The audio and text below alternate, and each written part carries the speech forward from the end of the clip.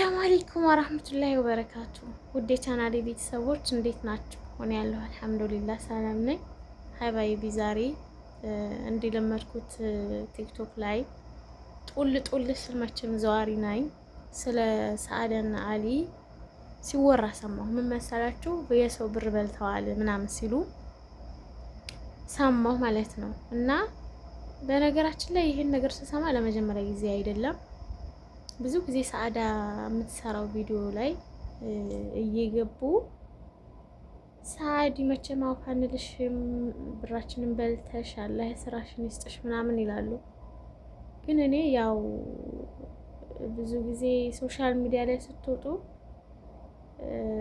የሚወዳቸውም ሰው እንዳለ የሚጠላቸውም ጥላትም ይኖራል እና የጥላት ወሬ ምናምን መስሎ ነበር የሚሰማኝ። ማስበው እንደዛ ነበረ።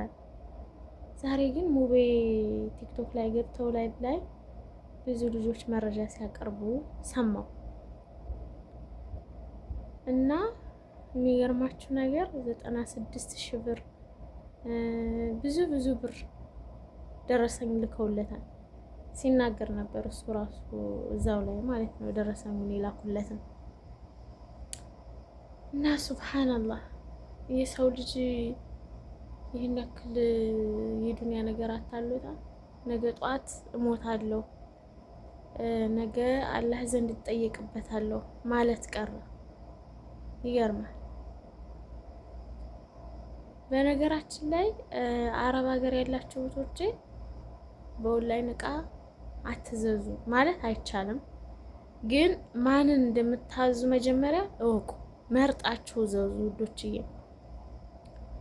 እኔ አትዘዙ ማለት አልችልም፣ ምክንያቱም እኔም ለራሴ አዝዤ ነበረ። ግን በቀላሉ አሁን እኔ ላይ የደረሰውን ነገር ልንገራችሁ። እኔ እንደነሱ ብር ተበልቼ ምናምን አይደለም፣ ግን እኔ ያዘዝኩት እቃ ሌላ ነው፣ የተገዛልኝ ሌላ ነው። እንዳጋጣሚ ሆኖ መዲን ማዘዝ አልቻልኩም፣ አላገኘኋትም ነበረ። ያው ብዙ ጊዜ ጠለባት ስለሚበዛባት አላገኘኋትም እና እሷ ሌላ ልጅ ነበር ያዘዝኩት። ያልኩት ሌላ የተሰራልኝ ሌላ። አልጋዬ መኝታ ክላሴ ጠባብ ስለሆነ ኮሚዲኖ አልፈልግም ብዬ ነበረ፣ ግን ኮሚዲኖ ተሰርቷል። ምንም ማድረጋችን። አልጋውና ቁም ሳጥኑ ደግሞ የተለያየ ነው። ማች ነበር እኔ የፈለኩት፣ አንድ አይነት ማለት ነው። ከለሩ ራሱ አንድ አይደለም። ምን ማድረግ እችላለሁ? ምንም ማድረጋችን። ትርፉ መጥፎ ንግግር ብቻ ነው። እና መዲ ማሻአላ አላህ ይጨምርላት። እኔ እንኳን አላዘዝኳትም፣ ግን ጓደኛዬ እኔ ሴትዮ እናት ቤት የምሰራ ልጅ ነበረች። እሷ ጋር ሆነን አዘናት ለዛች ማሻአላ ወላሂ ነው የምላቸው። ቦታው ሄዳ በቪዲዮ ሁሉ ደውላ ታስመርጣለች። ይሄን ነው የምትፈልጉት እያለች። የሚገርማቸው ሪከርድ ሲደረግላት በደንብ በስርዓቱ አዳምጣ 3-4 ደጋግማ ጠይቃ ነው እቃ የምትገዛው። እኔ ያዘዝኳት ልጅ ሪከርድ እንኳን አታዳምጥም። ሱብሃንአላህ። እኔ እኮ ሪከርድ ሳታዳምጥ ምን ብላ ልገዛው እንደሆነ አይገባኝም። ሪከርድ ስለማታዳምጥ የጫማው ቁጥር ሌላ፣ የተገዛው ልብስ ሌላ፣ እኔ ያልኳት ሌላ፣ እሷ የገዛችው ሌላ።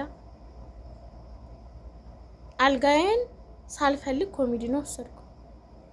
እኔ ብሩ ሳይሆን የከበደኝ ቦታ መኝታ ክላሴ ጠባብ ነው፣ ግን ምንም ማድረጋችን ወስጃለሁ ማለት ነው። እና አልጋይና ቁም ሳጥኑም የተለያየ ነው። ልብሱም ሄዶ ለቤተሰብ አልሆናቸውም፣ ግን ምንም ማድረጋችንም፣ ምክንያቱም ጥፋቱ የራሴ ነዋ። በእርግጥ ጥሩ አድርገው ምን አይነት እቃ እንደሚፈልጉ በደንብ የሚያስተናግዱ ልጆች የሚገዙ አሉ ተጠንቅቀው። እነዛም እንዳሉ ሆኖ ደግሞ ያላሏቸው እናንተ ያላዘዛቸዋቸውን እቃ የሚገዙም አሉ። እኔ ያ አናዶኝ የሚገርማችሁ ነገር በዛ በጣም ተናድጄ ነበር። እንዴት እኔ ያዘዝኩት እቃ አልተገዛልኝም ብዬ። አሁን ደግሞ የባሰ ነገር ሰማሁ ማለት ነው። ሱብሃንአላህ የሰው ሀቅ ከባድ ነው። እኔ ምን መስሏቸው እንደሆነ አላውቅም። አላህ ከእንደዚህ አይነት ነገር ይጠብቀን። ወላሂ የሰው ነገር ከባድ ነው። እኔ የሚገርማችሁ የሆነ ሰዓት ቤቴን ላስገርፍ ብር ተበድሬ የዛን ያሳለፍኩትን ስቃይ እኔ ነኝ የማውቀው። እንቅልፍ አይወስደኝም። በህልሜ ሁሉ ኢትዮጵያ ነው የማድረው። ኢትዮጵያ ገብቼ ወይኔ ሰው ብር ሳልከፍል መጥቼ አሁን ኢትዮጵያ እኮ እንዴት ነው ይሄን ሁሉ ብር የምከፍለው? ምን ሰርቼ ኢትዮጵያ እንዴት ነው የሚሰራው? እንደዛ ብዬ በቃ እንደገና በባህር ሲሄድ ምናምን በቃ በህልሜ 30 ቦታ ሲያደርስ ነበር የሚያድረው። እና የሰው ሀቅ ከባድ ነው። አላህ ከእንደዚህ አይነት ነገር ይጠብቀን። እናንተም ደግሞ አረብ ሀገር ያላችሁ እህቶቼ ቤተሰብ አስገዙ። እንደው ቢያንስ ያክስት ያጎት ልጅ ይኖራቸዋል ብዬ አስባለሁ። ለሚገዙላችሁ ልጆች የምትከፍሉትን ብር ለነሱ ከፍላችኋቸው እነሱ ይይዙላችሁ።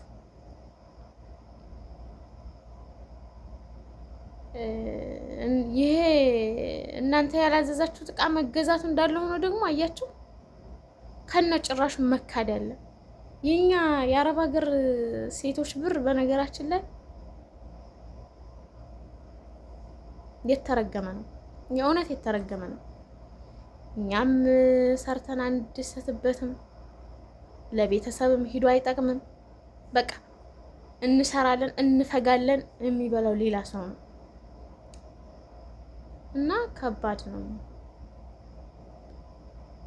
አላህ ከእንደዚህ አይነት ነገር ይጠብቃችሁ እላችኋለሁ ውዶችዬ። በነገራችን ላይ ከዩቲዩብ ላይ ጠፍቻለሁ።